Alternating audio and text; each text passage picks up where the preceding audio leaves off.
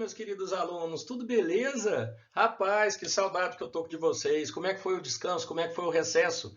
Pronto para o segundo semestre? E vamos que vamos, não pode parar, hein? E agora é um assunto muito legal, muito famoso, né? Quem não fala de energia, né? Vocês aí no recesso, recarregaram as baterias? Pois é, a gente começa um dos estudos mais importantes da física, o estudo do trabalho e energia. Na verdade, o termo trabalho significa energia. Trabalho é uma energia transformada ou transferida. Você já aprendeu há alguns anos que energia não se perde, não se cria, energia sempre se transforma. E esse termo trabalho em física significa isso, a energia transformada ou transferida por uma força, que é o que vocês vão aprender agora, tá joia? Então pega a sua apostila 3, página 192, tá? É uma das matérias mais importantes da física, então ó, fica ligado, tá bom? Vamos lá, vou fazer um breve histórico e vocês vão aprendendo termos que provavelmente vocês já estudaram, vocês já viram. Energia cinética, por exemplo, é quando o corpo tem movimento. Energia potencial. Energia potencial é quando você tem uma espécie de energia guardada, armazenada, que a qualquer momento ela pode ser transformada, geralmente em movimento, tá bom? Então vamos lá, pega a sua apostila para você seguir a aula junto e vamos que vamos. Bons estudos aí para nós. Bom, pessoal, energia é um dos assuntos mais legais, né? É difícil conceituar energia. E o processo histórico também foi muito interessante. Então, para você ver, o Leibniz, né, que é um grande matemático, um cientista, olha o que ele percebeu. Ele imaginou que tinha uma quantidade, que era chamada na época de vis-viva, que hoje nós entendemos como energia potencial gravitacional. Ou seja, o peso de um corpo pela sua altura era uma quantidade que era proporcional a mv quadrado. Ó. Quer dizer, o princípio aqui da energia cinética. Eles estavam percebendo que as quantidades se autorrelacionavam. Muito interessante, né? E a palavra energia mesmo apareceu pelo físico Thomas Young, né? Um médico físico inglês, em 1807. Olha só, tem pouco mais de 200 anos. Então, o que eles perceberam? Que energia, na verdade, era uma quantidade que poderia ser manifestada de várias maneiras. Uma maneira mais fácil da gente perceber é o movimento. Mas você tem uma quantidade que é guardada, que hoje nós chamamos de energia potencial, que pode ser transformada em qualquer outro tipo de energia, principalmente movimento, que hoje nós chamamos de energia cinética. Mas é muito interessante o processo histórico. Aqui eu só estou citando duas pessoas, né, que colaboraram com o estudo da conservação de energia, e no próximo slide vocês vão ver um experimento muito cobrado, o experimento de Joule. Vamos lá. Olha o que Joule aprontou aqui. Ele imaginou um sistema com pás que, à medida que esses blocos vão cair, tá vendo que são dois pesos, né, um de cada lado, e ao deixar esses pesos caírem, ele faz essa roldaninha aqui girar, parece um carretel, e esse carretel, por sua vez, vai agitando uma certa massa de água. Então, bom, em palavras de hoje, um corpo que tem uma determinada altura tem uma energia potencial gravitacional. Ele percebeu que esse corpo, ao descer, perde a sua energia potencial. Como a velocidade aqui é praticamente constante, o ganho de energia cinética aqui é muito pequeno. Então ele percebeu que grande parte da energia potencial era transformada em calor, era transferida para a água. Bom, isso é muito cobrado, essa experiência, de várias maneiras, né? E aqui ele conseguiu o que nós chamamos de prova do equivalente mecânico. O que seria esse equivalente mecânico? Olha só. A força que puxa esse objeto para baixo, vezes um certo deslocamento, dá uma quantidade. Se essa quantidade for 4,18, unidade do sistema internacional, para cada 4,18 newton vezes metro desse produto, essa quantidade era exatamente necessária para aquecer 1 grama de água em 1 grau Celsius. Olha só, pessoal, nasceu então quem? A famosa caloria. Por isso que a gente usa que uma caloria é exatamente o quê? 4,18 joule, o newton vezes metro, né, que é a unidade aí de energia, ficou então sendo uma unidade de homenagem ao cientista Joule. Legal, né, pessoal? Pessoal, o que é energia? Bom, energia é um conceito muito difícil. Na verdade, a gente não vai preocupar em conceituar energia. Nós nos preocupamos mais com a forma de sua manifestação. Movimento, calor, luz, som e etc. E, principalmente, com as suas transformações e conversões. É essa energia transformada e transferida que nós vamos, então, chamar de trabalho. Olha só essa imagem que bacana. Você tem aqui o calor, esse calor, né, vaporiza a água, a energia térmica aqui vai transformar em mecânica, movimentando esse cilindro. O movimento desse cilindro vai usar aqui para transformar a eletricidade no gerador. Então, olha as transformações de energia que ocorrem. Então, não vamos preocupar em conceituar a energia. Para mim, energia é o quê? Uma manifestação da natureza. E você aprende energia, entende energia pela sua manifestação. E agora o conceito importante que a gente vai usar. O que é trabalho? Essa quantidade de energia transformada ou transferida no sistema, nós chamamos de trabalho. Então, sempre que um professor de física perguntar para você, calcule o trabalho, determine o trabalho, o que ele quer saber? A energia que foi transformada ou transferida nesse processo. Tá joia? Então, o termo trabalho significa energia transformada ou transferida. De boa? Vamos ver então como que a gente calcula esses trabalhos. Para calcularmos o trabalho de uma força, tem duas maneiras. Se a força tem módulo constante, basta usar a fórmula Fd cosseno θ. Lembra da equação lá que Joule trabalhou a força vezes o deslocamento? Partiu de lá, ó. E a força vezes o deslocamento vezes o cosseno do ângulo, e cuidado com esse ângulo. Esse ângulo é o ângulo sempre entre a força e o deslocamento. Esse produto você vai calcular a energia transformada ou transferida nesse deslocamento. O trabalho, nós temos o hábito de representar pela letra grega tal, muitos representam com a letra W de work, fiquem à vontade. A unidade no sistema internacional, Newton vezes metro, né, do produto Fd, que é o Joule, em homenagem ao cientista, né, representa por J maiúsculo. E a unidade caloria, que é a unidade usual, uma caloria, aproximadamente 4,2 joules, experimento lá, inclusive, 2 joule. Por sua vez, se a força tem módulo variável, você não pode usar a equação. Se a força tiver módulo variável, vai ser apresentado um gráfico força pelo deslocamento. E você descobre o trabalho pelo processo gráfico da área. A área do gráfico, ó, da reta ou da curva até lá embaixo, vai fornecer numericamente o trabalho para você. Tranquilo? Então é o seguinte, força constante, Fd cosseno θ. Força variável, área de gráfico. Simples assim. Mas tem alguns trabalhos especiais que a gente vai estudar mais para frente, como, por exemplo, a força-peso. Algumas observações importantes, então, quanto ao sinal. O trabalho ele pode ser positivo, quando a força favorece o movimento, e pode ser negativo, quando a força desfavorece o movimento, chamado trabalho resistente. Ó, cuidado, quando o ângulo é 90 graus, força perpendicular ao deslocamento nunca realiza trabalho.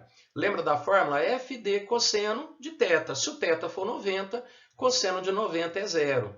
Então, a força que é perpendicular ao deslocamento, ela não participa das transformações de energia. Por exemplo, a força centrípeta, lembra? Sempre perpendicular à velocidade, nunca vai realizar trabalho. O papel da força centrípeta é mudar a direção da velocidade. Não vai fornecer ou retirar energia no objeto. Olha só esse exemplo que bacana. Olha o seu querido professor empurrando uma caixa. Olha as forças aplicadas na caixa. A força que o professor faz, o peso é normal e o atrito. Então, para você calcular os trabalhos, é só usar a fórmula separadamente. Trabalho da força F, Fd cosseno zero. Olha o ângulo θ, está aprendendo a usar? Ó? É sempre o ângulo entre a força e o deslocamento. Força para a direita, deslocamento para a direita, 0 grau. Vai ficar apenas Fd, né? Porque o cosseno de zero é 1. Trabalho da força de atrito vezes o deslocamento, vezes o cosseno de 180, que vai ser negativo, né? Menos 1. Olha só o trabalho do peso. O trabalho do peso é peso vezes o deslocamento vezes o cosseno de 90. Força perpendicular ao deslocamento, assim como a normal. Então, essas forças não participam nessas transformações de energia. Aqui, apenas a força F, ou seja, a força que eu fiz no bloco, eu forneço uma certa quantidade de energia e o atrito retira, por exemplo, transformando em calor uma certa quantidade. Ok? Pessoal, para a gente calcular o trabalho da força resultante, basta somar todos os trabalhos. Então, tem um desenho legal aqui, ó, um motor puxando um objeto e eu já marquei todas as forças, a tração, a normal, o peso e a força de atrito. Para a gente calcular o trabalho da tração, tração vezes o deslocamento, vezes o cosseno de zero. Ó, muita atenção para você não usar 30 graus. O ângulo aqui da fórmula é o ângulo entre a força e o deslocamento. A força para cima e o deslocamento também para cima. Por isso, 0 grau. O trabalho do atrito, ó, força de atrito, vezes o deslocamento, vezes o cosseno de 180. Força de atrito para baixo, deslocamento para cima.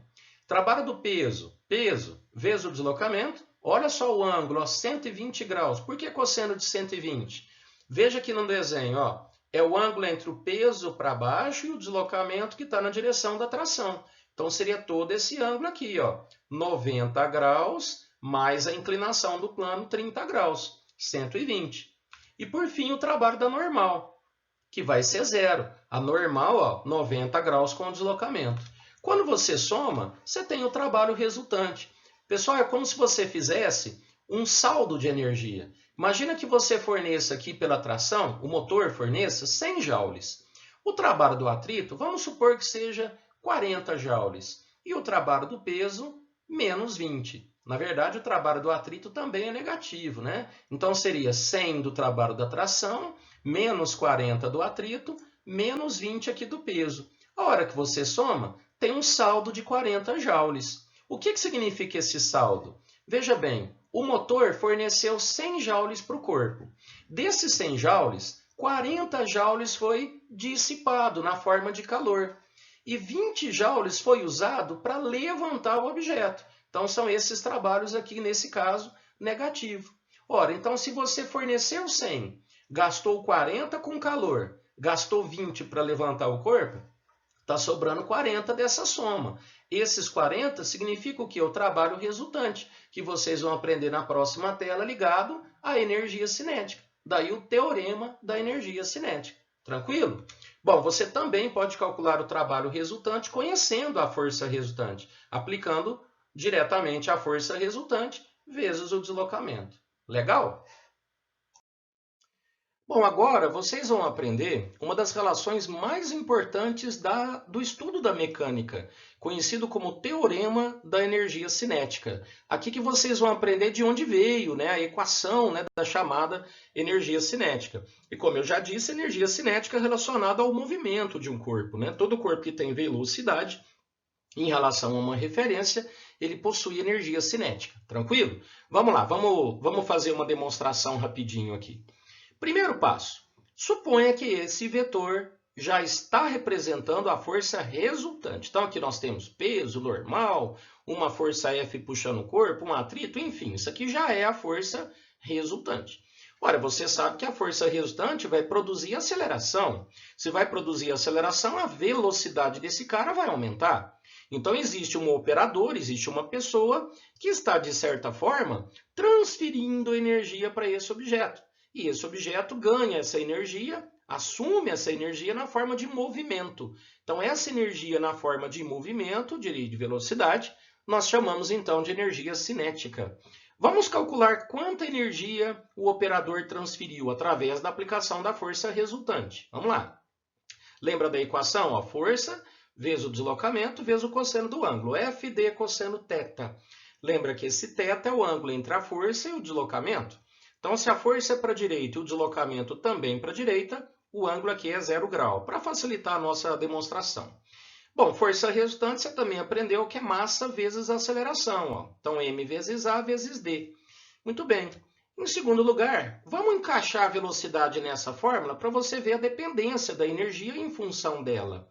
Uma das maneiras é a gente substituir pela equação de Torricelli. Ó. V quadrado, V0 ao quadrado, mais 2A, ΔS. O ΔS eu estou simbolizando pela letra D.